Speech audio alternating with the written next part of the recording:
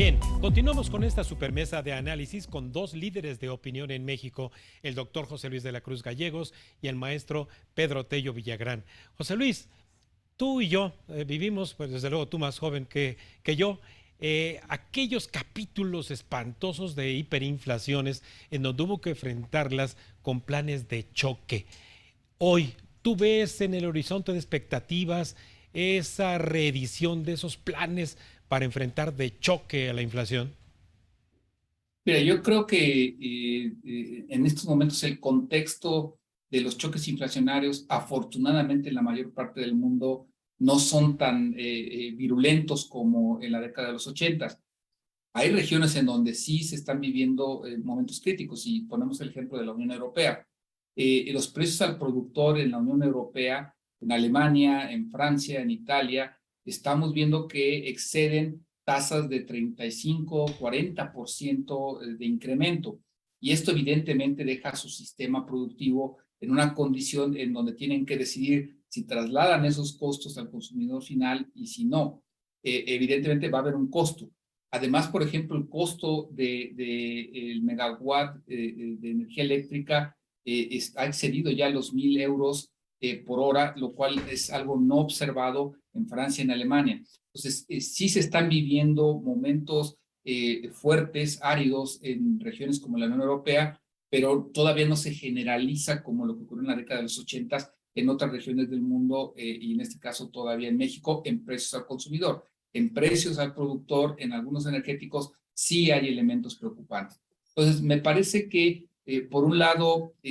todavía el escenario es distinto. Hay mecanismos, me parece, de política económica y hay cierta estabilidad en el sistema financiero fiscal que no se tenían en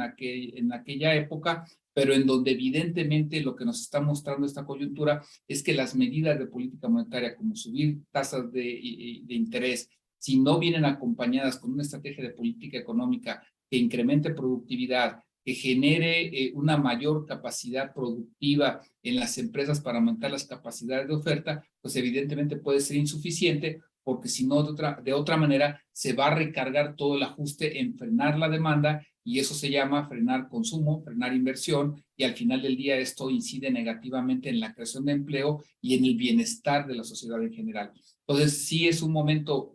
diferente, todavía no tan crítico, pero en donde hay focos amarillos y rojos que se deben de atender.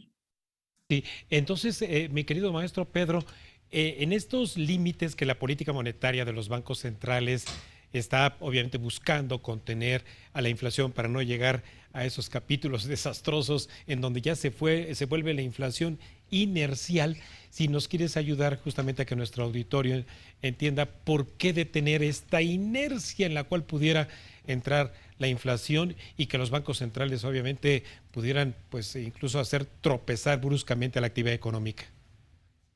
Es muy interesante porque los desafíos que enfrenta en el corto plazo las políticas económicas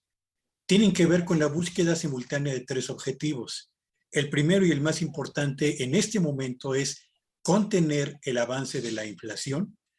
para evitar que se convierta precisamente en una inflación que se vaya autoalimentando al cabo del tiempo. Segundo, mantener una receta, digamos, de instrumentos de política económica que permitan incentivar paulatinamente, y quiero ser muy preciso, después de contener la inflación, paulatinamente la reactivación de la actividad económica. Y en tercer lugar, garantizar, digamos, el equilibrio o la sostenibilidad de las finanzas públicas. Estos son los tres desafíos que en el corto plazo enfrentan hoy las políticas públicas a escala mundial. La década de los 80, José Luis, y tú lo recuerdas muy bien, y algunos de quienes nos están escuchando también,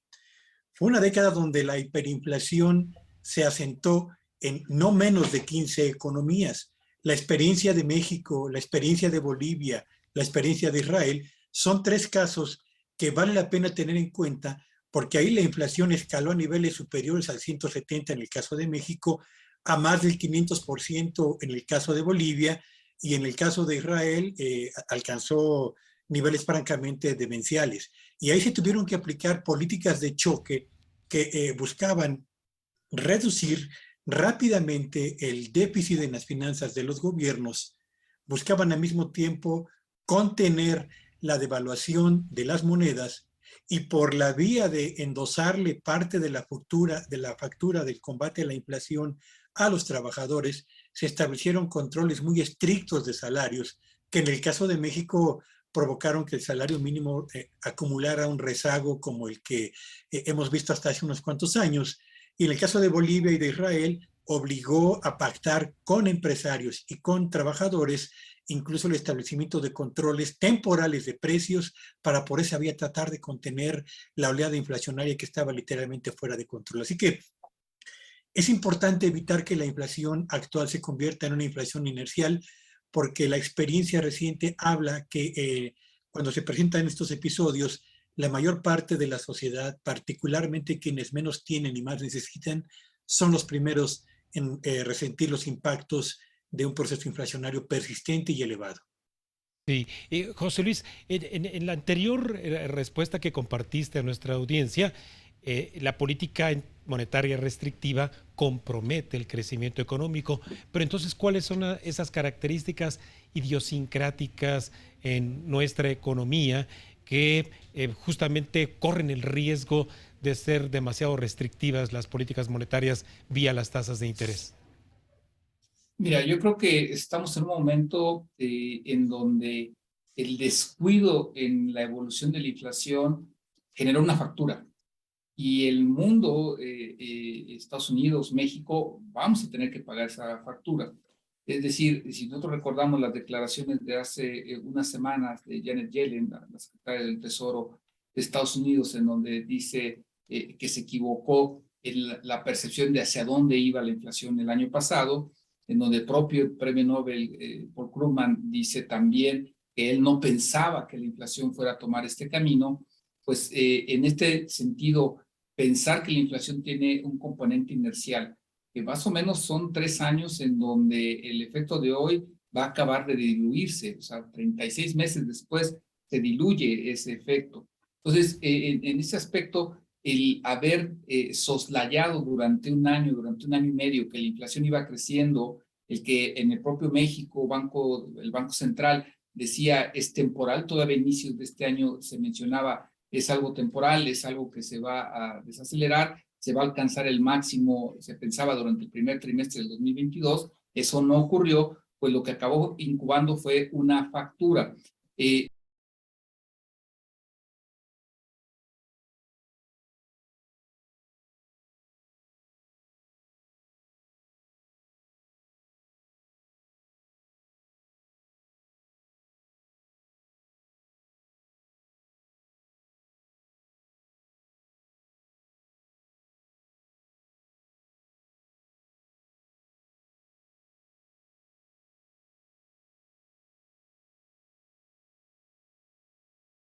En largo plazo, no para otro, no se aumenta la productividad de un día para otro y en ese sentido pues se van a tener que recargar más en frenar consumo e inversión. Y entonces como resultado hacia donde nos dirigimos es hacia un momento económico en donde la presión inflacionaria va a ir cediendo poco a poco, va a tardar y en donde el crecimiento económico va a ser parte de la factura que se va a tener que ir pagando. Ese es en el mejor de los escenarios. Y evidentemente me parece que los instrumentos con los que cuenta la Reserva Federal, el Banco Central Europeo, el propio Banco de México, sí permiten pensar en que existe esa capacidad, pero pues reitero, al final del día hay un costo que se incubó y que pues va a estar presente al menos desde mi punto de vista hasta el 2024. Vaya, entonces, Pedro, por lo que nos comparte José Luis, esto quiere decir entonces que hablar del primer trimestre o segundo del 2024, el 2023, habremos de vivirlo entonces con una tasa de interés de nuestro Banco Central en México, ahí donde seguramente se estacionará hacia finales de este año en 9%, un poquito más. Sí, desde luego, la medicina para tratar de combatir o contener el incremento de los precios o la inflación es una medicina muy amarga para las empresas, pero también para las familias. En la medida en la que se eleva el costo del dinero, y la tasa de interés que vamos pagando por créditos personales de nómina, automotrices, hipotecarios o empresariales tiende a ser cada vez más elevada, en esa misma medida las empresas pierden el incentivo para llevar adelante los proyectos de inversión que originalmente habían planeado con cierta tasa de rendimiento o cierto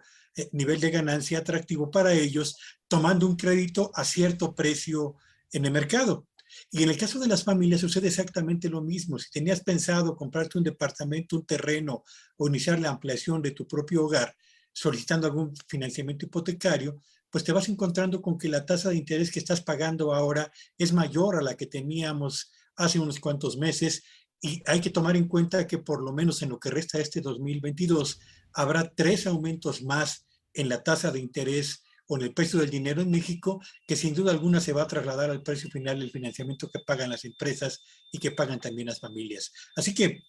tenemos inflación para rato, porque las presiones inflacionarias gozan todavía de cabal salud, y tenemos al mismo tiempo una receta, una medicina amarga para las empresas, pero también para los hogares, pero también para las finanzas personales, que va a hacer que el cierre del 2022, la mayor parte del 2023, sean periodos muy desafiantes para la operación de las empresas y para la correcta administración y los niveles de bienestar de la mayor parte de las familias en todo el territorio nacional, Raimundo. Vaya, bueno, pues entonces con este escenario que son datos, no relatos y son realidades, bueno, pues vamos a ver entonces el tramo que le falta por caminar al obradorismo. Vamos a revisarlo con ustedes en el siguiente bloque, si me permiten, amigos míos. Y por eso, antes de ir a un breve corte, les recuerdo nuestras redes sociales de la Agencia Mexiquense de Noticias para que nos siga en Facebook y en Twitter, @Raimundo Tenorio y @AMX Noticias.